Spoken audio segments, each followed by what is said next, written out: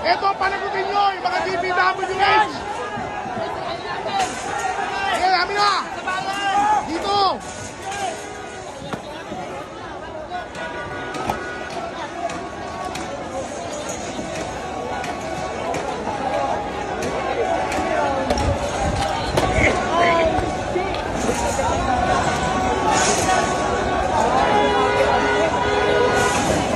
Ganito ang nangyayari sa bansang Pilipinas.